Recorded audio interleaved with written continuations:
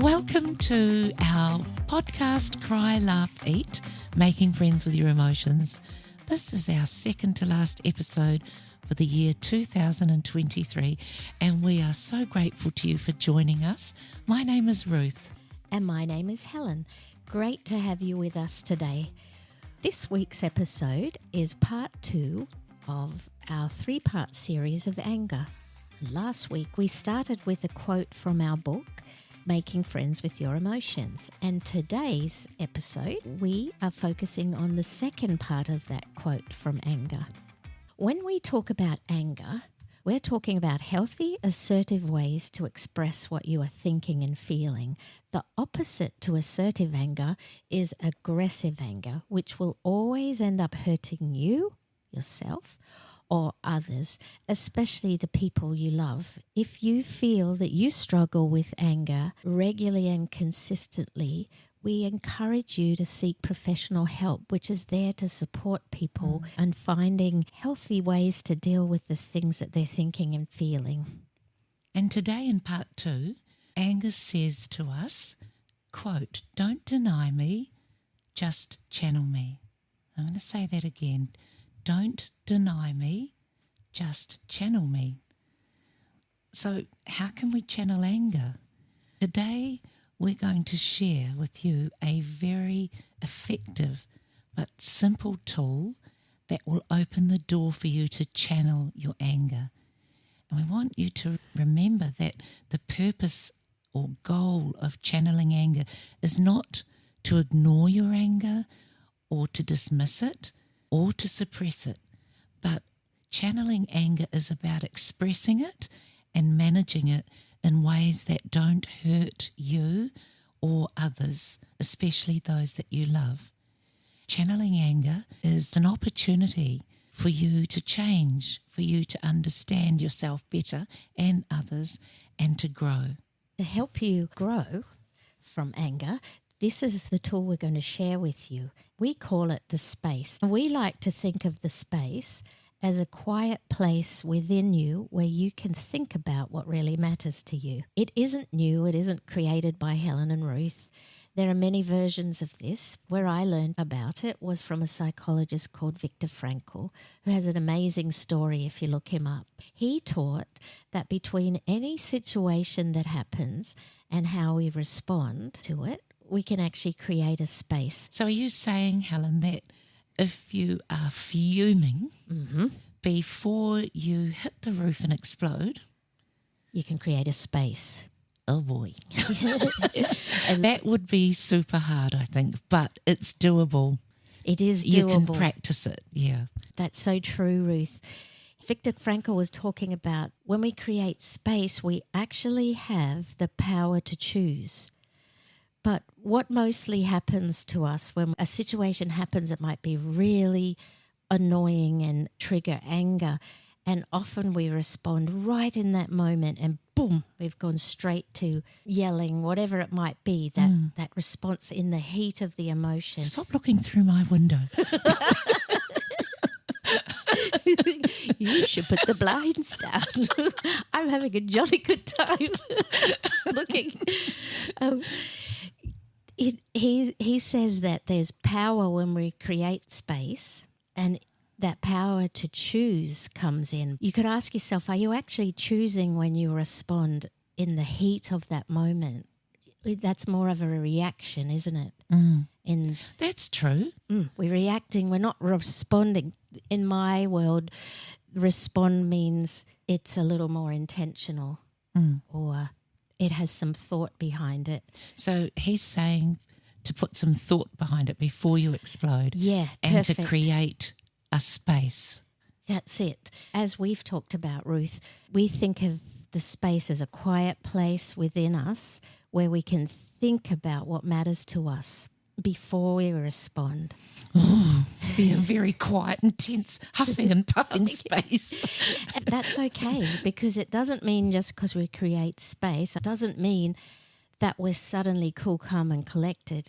Because remember when we've talked in the past in some episodes about waves on the ocean, at first the wave comes really big, and think of that as that anger. It's really intense, Yeah, isn't it's it? really intense, but given space, that wave will subside and reach the shore.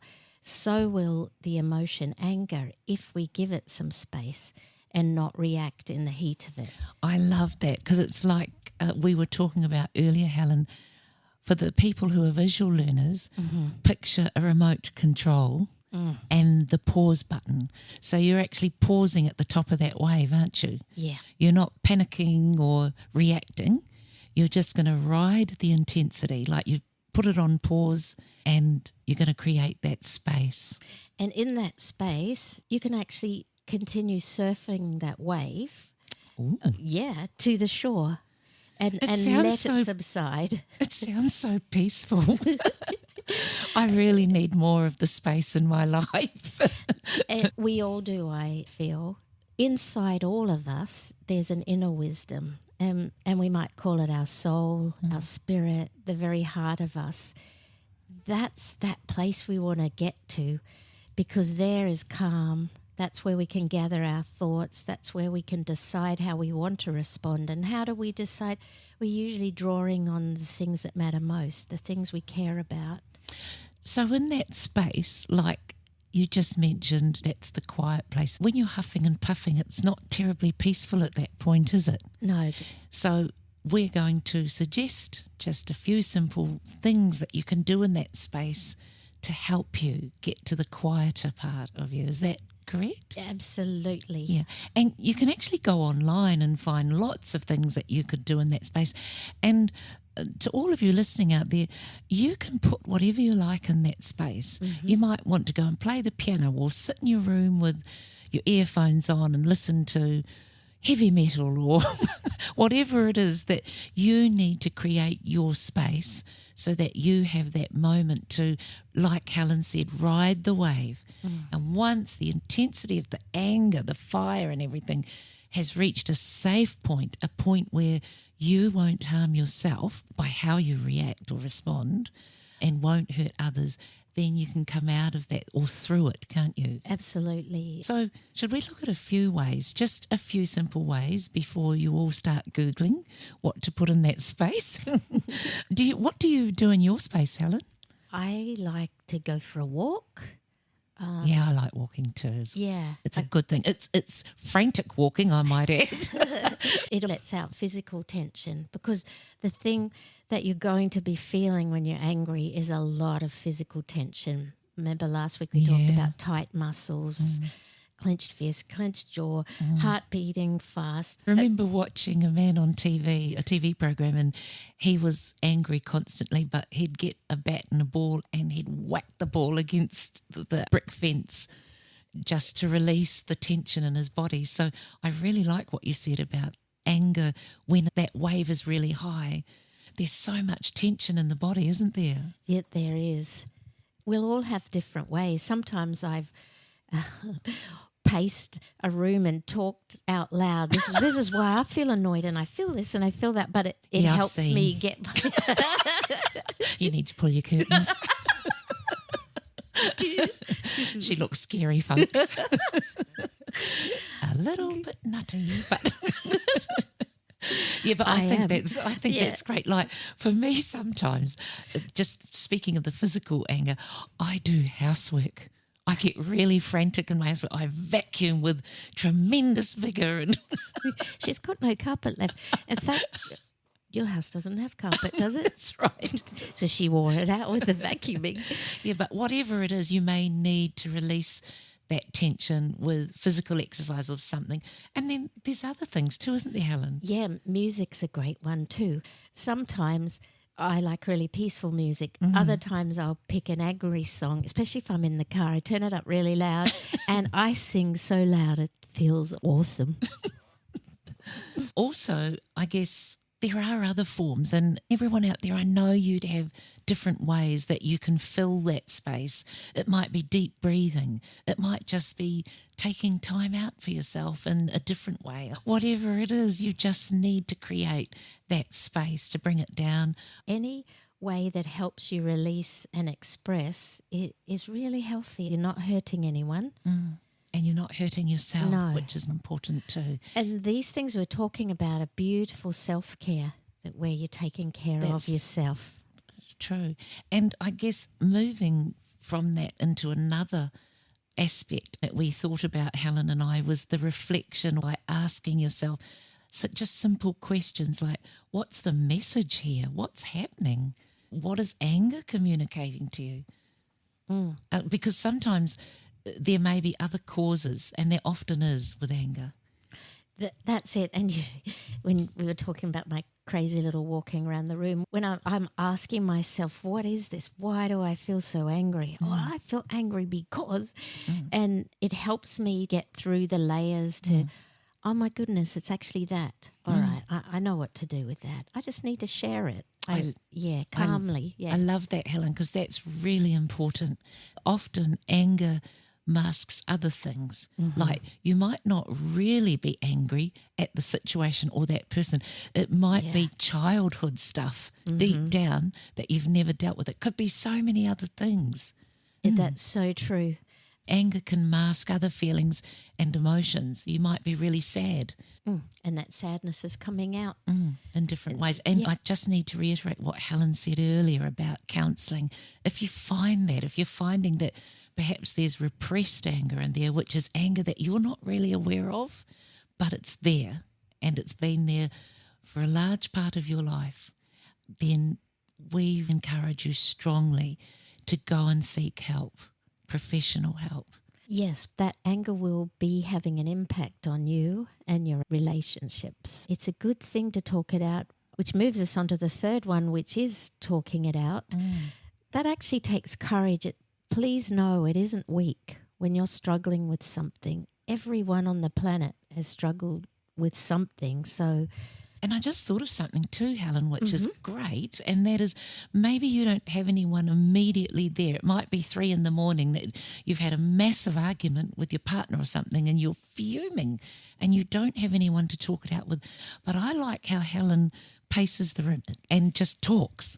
Maybe you just need to talk it out to yourself. Say, I am really fuming about this and I don't think that's fair and la, because you're giving yourself a voice and you're starting to understand. And eventually, like Helen said, the wave will subside. And you get to that core thing that you're feeling. But sometimes it may be that you don't feel heard.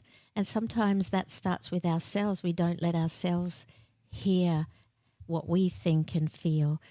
So if you have a trusted close friend, you can talk to them, a family member, as we say almost every episode, a professional therapist or counsellor. And I think most countries have a free phone line where you can call 24 hours a day. So you could pick up the phone. In Australia, it's called Lifeline, and there are other ones too. But there'll be a free counselling service where you can talk it out with someone if you're finding you really need someone to hear you and respond. Remember, giving yourself a voice is really important, even to yourself, letting yourself know, hey, this is hurting and I'm not okay with it. And you're not going crazy. No. You're not mad and you're not a bad person because you feel anger. It's quite natural to experience anger. It's normal. It's a part of being a human.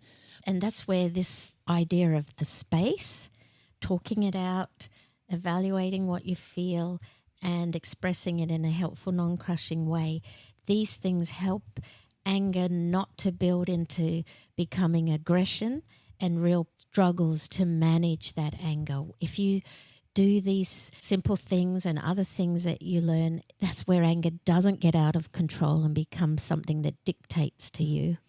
And we reiterate that it's simple, but it's not necessarily easy. So be kind to yourself and be patient as you practice pushing that pause button. when the waves become really intense.